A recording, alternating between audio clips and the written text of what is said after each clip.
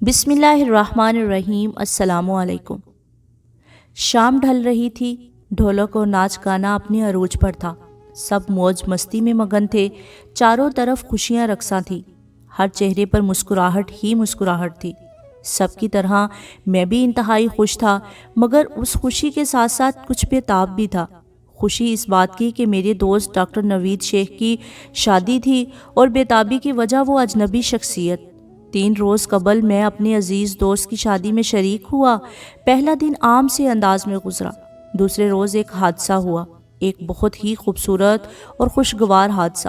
ہوا کچھ یوں کہ مہمانوں کے ہجوم میں مجھے یوں لگ رہا تھا کہ جیسے میں کسی کی میٹھی میٹھی نگاہوں کے حصار میں ہوں۔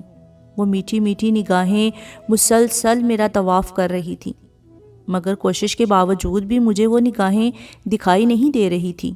بس ایک اندیکھی کشش تھی جو مسلسل مجھے اپنی طرف کھینچ رہی تھی، اور میں بھی بس کھینچتا چلا جا رہا تھا۔ مجھے اس میٹھی میٹھی نگاہوں والی شخصیت کی تلاش تھی۔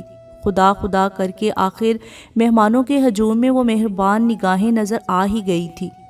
دھڑکتے دل کے ساتھ اس کی روشن آنکھوں میں جھانک کر ایک نرم دھیمی مسکان اس کی نظر کی، اور وہ بھی دھیما سا مسکرائی تو میرے دل کی رفتار کچھ اور زیادہ ہو گئی۔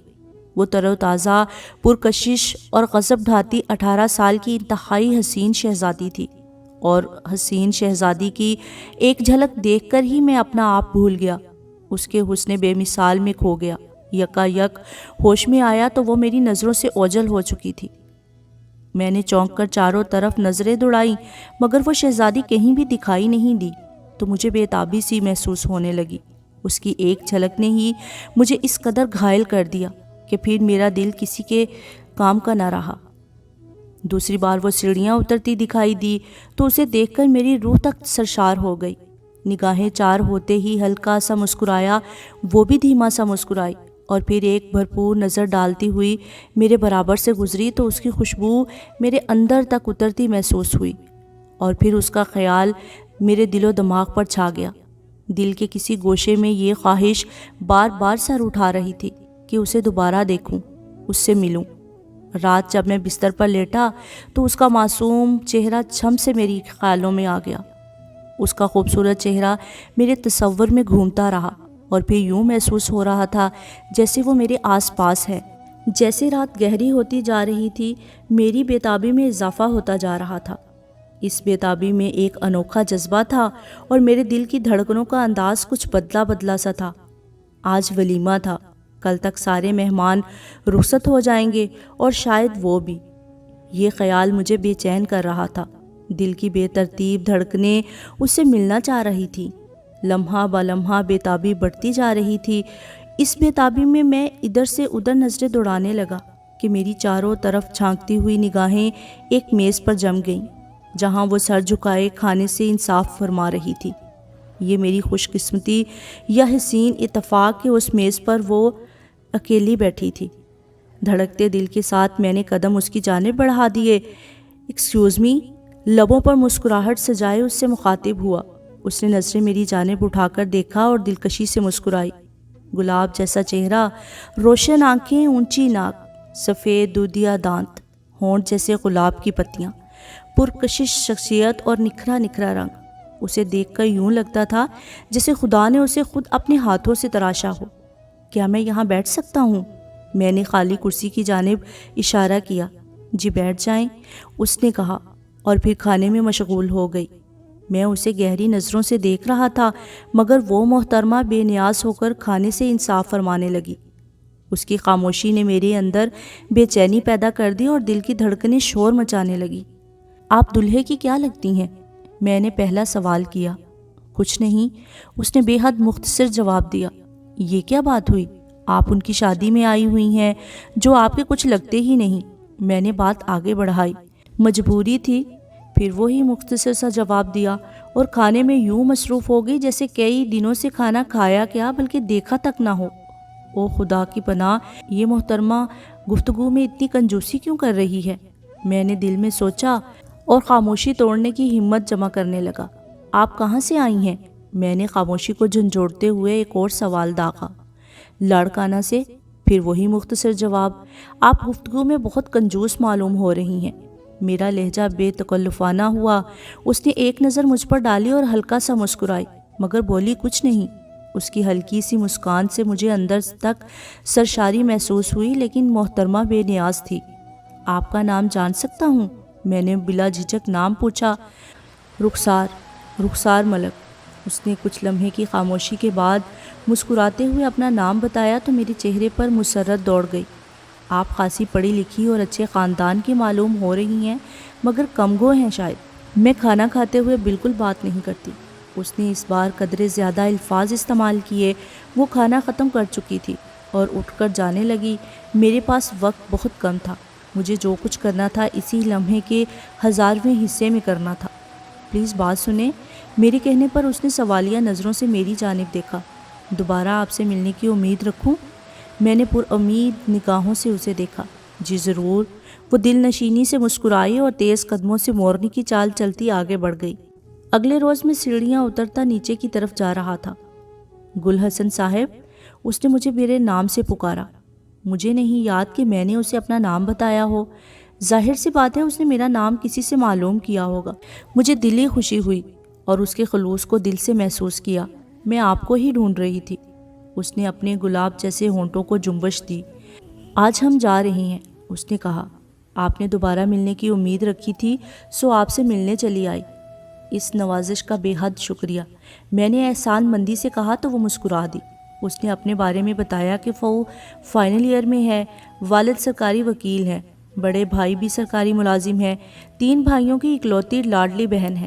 بھائی اس پر جان چھڑکتے ہیں اور والدین کی آنکھوں کا تارا ہے۔ اس نے مزید بتایا کہ ان لوگوں کا شمار خوشحال گھرانوں میں ہوتا ہے۔ میں نے بھی اسے اپنے بارے میں سب سچ بتایا کہ سب سے بڑے بھائی صحافت کے پیشے سے وابستہ ہیں اور دوسرے بھائی سرکاری محکمے میں اچھے عہدے پر فائز ہیں، جبکہ میں ڈاکٹر ہوں اور اپنے ہی شہر جیکب آباد میں اپنا کلینک چلا رہا ہوں۔ ابو گزر چکے ہیں، امی حیات ہیں اور بہنیں رخصت ہو چکی ہیں۔ اس کے جانے کے بعد میں اس کے بارے میں ہی سوچے جا رہا تھا۔ رخسار، کتنا پیارا نام ہے، بالکل رخسار کی طرح بے حد حسین۔ میں اس کے نام کا ورد کرنے لگا اور اس کی مختصر باتوں کو دہرانے لگا۔ دل بے ترتیب سا دھڑکنے لگا اور میں نے بھی دھڑکنے دیا۔ دھڑکتا دل خوبصورت سے خوبصورت سوچ بنتا رہا۔ سوچیں تھی کہ لامحدود، ہزاروں خیال آ رہے تھے۔ ہر سوچ دل ربا سی تھی، ہر خیال محبوب سا تھا۔ میرے ہونٹوں پر دھیمی مسکراہٹ تھی اور یوں ہی میں کئی لمحے اسے سوچتا رہا، اس کے خیالوں میں کھویا رہا اور پھر اس کی تصور میں سو گیا تو میرے خوابوں پر چھا گئی۔ میں نے دیکھا کہ ہم ساحل پر کھڑے ہو کر سمندر کی لہروں کو مستیاں کرتے ہوئے دیکھ رہے تھے۔ منظر بہت ہی دلکش ہے۔ ساحل سے ٹکرا کر پلٹتی ہوئی سمندر کی لہروں کے مناظر پر اپنی آنکھوں میں اتار رہے تھے، پھر ہاتھ میں ہاتھ ڈالے ساحل کی گیلی ریت پر ننگے پاؤں چلتے رہے۔ ساحل کی نرم نرم ریت پر چلتے ہوئے دور، بہت دور نکل گئے۔ اس کے بعد ہمارے تعلقات کو جیسے پرسے لگ گئے۔ ہم بہت تیزی سے ایک دوسرے کے قریب آتے گئے۔ آپس میں اعتماد کی فضا قائم ہو گئی۔ ہنسی مذاق ہماری گفتگو کا حصہ بن گئی۔ ہمارے رابطے کو 2-2.5 مہینے گزر گئے۔ اس دوران ہم ایک دوسرے کو خوب سمجھ چکے تھے۔ کافی دیر فون پر بات کرتے کرتے شب و روز یوں ہی گزرتے گئے۔ ایک روز رخسار نے باتوں ہی باتوں میں کہا کہ وہ مجھ سے ملنا چاہتی ہے۔ اتنی جلدی، اتنی اپنائیت پر میرا دل خوشی سے دھڑکنے لگا اور میرا چہرہ مسرت سے کھل اٹھا۔ اس روز منگل تھا اور ہماری ملاقات جمعہ کو طے ہوئی۔ وہ 2 دن میں نے بڑی بے چینی سے گزارے۔ خیر مقررہ دن اور مقررہ وقت پر ہماری ملاقات ہوئی۔ وہ میرے پاس بیٹھی تھی۔ میں دل ہی دل میں اس پر قربان ہوا جا رہا تھا اور وہ مسلسل خلوص سے مجھے یہ احساس دلا رہی تھی جیسے اس کے ساتھ سال ہر سال کی اپنائیت ہو۔ میں سرشاری محسوس کر رہا تھا۔ رخسار، مجھے تم سے بے پناہ محبت ہے۔ میں نے رخسار سے نہیں، خود اپنے دل سے کہا تھا۔ رخسار کے رویے سے ظاہر تھا کہ وہ بھی مجھے پسند کرتی ہے، لیکن ایک اہم سوال میرے ذہن میں گونج رہا تھا کہ وہ مجھے اپنا محبوب سمجھ رہی ہے یا اچھا دوست۔ بہرحال میں خوش تھا، بے انتہا خوش اور مطمئن بھی کہ کچھ بھی ہو اس کی محبت اور اپنائیت تو حاصل ہے۔ مجھے کچھ سمجھ نہیں آ رہا تھا کہ میرے دل میں اس کے لیے بے پناہ محبت ہے۔ کئی بار دل چاہا کہ اپنی محبت کا اظہار کروں، مگر چاہتے ہوئے بھی میں ایسا نہیں کر رہا تھا، شاید اس لیے کہ میں کسی قیمت پر بھی اسے ناراض کرنے کا خطرہ نہیں مول لے سکتا تھا۔ میں صبر کے سوا کچھ بھی نہیں کر سکتا تھا۔ میں کسی مناسب دن اور وقت کا شدت سے منتظر تھا۔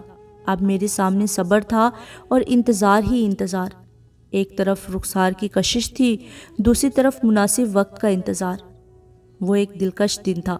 آسمان پر سرمئی بادل چھائے ہوئے تھے، ہلکی ہلکی ہوا درختوں سے مستیاں کر رہی تھی، چاروں اطراف جیسے خوشیاں رقصاں تھی۔ اس خوشگوار عالم میں رخسار میرے حواسوں پر بری طرح چھا گئی تھی۔ اس کا مسکراتا ہوا پیارا چہرہ بار بار آنکھوں کے سامنے آ رہا تھا۔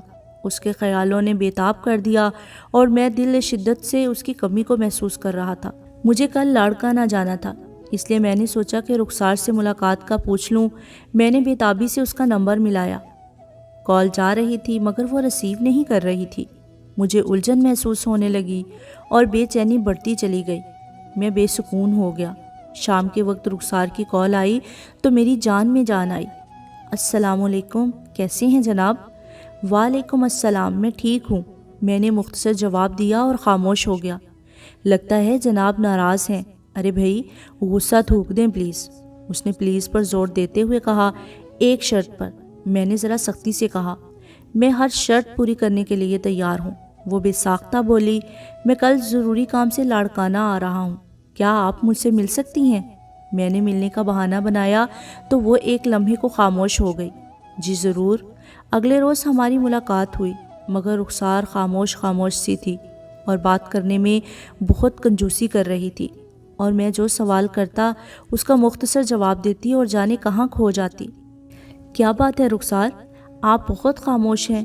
اسے خیالوں کی دنیا سے واپس لانے کے لیے میں نے خاموشی کو جھنجھوڑا۔ ہاں کچھ نہیں، کچھ تو ضرور ہے، میں نے بہت محبت اور اپنائیت سے کہا۔ نہیں، سب بالکل ٹھیک ہے۔ رخسار نے چہرہ اٹھا کر اور مسکرا کر مجھے دیکھا۔ مجھے احساس ہوا کہ مجھے آج اپنے جذبات کے بارے میں اسے آگاہ کر دینا چاہیے۔ رخسار، مجھے تم سے بے پناہ محبت ہے۔ میری بے پناہ محبتیں اور چاہتیں صرف تمہارے لیے ہیں۔ میں نے لمحے کی دیر کیے بنا ہی اظہار محبت کر دیا۔ تمہیں پہلی نظر میں دیکھتے ہی میرا دل دھڑک اٹھا تھا اور میرے دل میں تمہارے لیے پسندیدگی کے جذبات ابھرنے لگے۔ رفتہ رفتہ محبت کا پودا اتنا تناور درخت بن گیا۔ کئی بار سوچا کہ تم سے اظہار محبت کروں، لیکن ڈر تھا کہ کہیں تم ناراض نہ ہو جاؤ اور یوں میں تمہارے دیدار سے محروم نہ ہو جاؤں۔ بس اسی لیے میں تمہیں پرپوز کرنے سے ہچکچا رہا تھا۔ میں ایک ہی سانس میں بولا۔ مہمانوں کے ہجوم میں آپ کو بالکل بے خیالی میں دیکھا تھا۔ آپ پہلی ہی نظر میں میرے دل میں اتر گئے۔ من کے نہاں خانوں سے خوشبوئیں پھوٹنے لگیں۔ میں خیالوں میں، سوچوں میں آپ کو چاہنے لگی۔ من کے مندر میں آپ کو چپکے چپکے چاہنے لگی۔ آپ اپنوں سے بڑھ کر مجھے عزیز محسوس ہوئے۔ آپ کو یوں سوچتی جیسے برسوں کی شناسائی ہو، اور پھر دل کے ہاتھوں مجبور ہو کر آپ کے بارے میں تھوڑی بہت معلومات بھی حاصل کر لی۔ اب تو یوں لگتا ہے جیسے آپ میری دھڑکنوں میں رہتے ہیں، اور میں تصور میں رخسار کو اپنی محبت کا یقین دلاتے ہوئے دیکھ رہا تھا جیسے میں ہمیشہ دیکھا کرتا تھا۔ مگر میری تصورات کو دھچکا لگا جب میں نے رخسار کو حقیقت میں یہ کہتے ہوئے سنا۔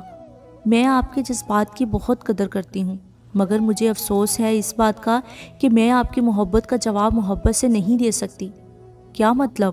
میں تمہیں پسند نہیں ہوں؟ میں حیران تھا۔ پسند ہے مگر دوست کی حیثیت سے۔ مجھے لگا کہ تمہیں مجھ سے محبت ہے۔ وہ سارا دن باتیں کرنا، اتنی اہمیت دینا، وہ سب کیا تھا؟ مجھے اب غصہ آ رہا تھا۔ دوستی میں یہ اہمیت اور باتیں کرنا تو عام ہے، اس کا یہ مطلب تو نہیں کہ مجھے آپ سے محبت ہے، اور نہ میں نے آپ سے کبھی اس کا اظہار محبت کیا۔ میں بالکل چپ ہو گیا۔ اس کی بات میں صداقت تھی کہ اس نے کبھی مجھ سے محبت کا اظہار نہیں کیا۔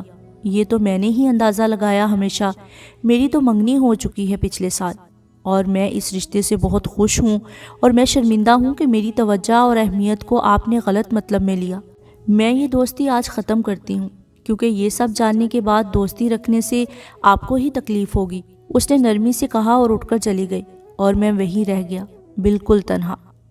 رخسار کے میری زندگی سے جانے کے بعد جیسے ساری خوشیاں ہی چلی گئی تھیں، یہ جاننے کے بعد کہ وہ میری نہیں ہے اور نہ ہی میری ہو سکتی ہے۔ میں جیتے جی ہی موت کی اذیت سے گزر رہا تھا۔ دن گزرتا تھا اور میں گزار لیتا تھا۔ بہت دل کیا کہ رخسار سے بات کروں، مگر رخسار کی آخری بات یاد آ جاتی۔ اس نے واقعی ٹھیک ہی کہا تھا کہ اس سب سے مجھے ہی تکلیف ہوگی۔ امی کا میری شادی کے لیے اصرار پڑ رہا تھا، مگر میں کسی صورت راضی نہیں ہو رہا تھا۔ میں کیسے مان جاتا اتنی جلدی؟ ابھی تو رخسار کا چہرہ، اس کی باتیں، اس کی یادیں میرے دل سے معدوم بھی نہیں ہوئی تھیں۔ کبھی کبھی اپنے دل پر غصہ آتا کہ کیسے اس نے اتنی جلدی کسی انسان سے اتنی امیدیں وابستہ کر لیں، کیسے اس نے ایک انسان کے بارے میں اتنی خوش فہمیاں پال لیں۔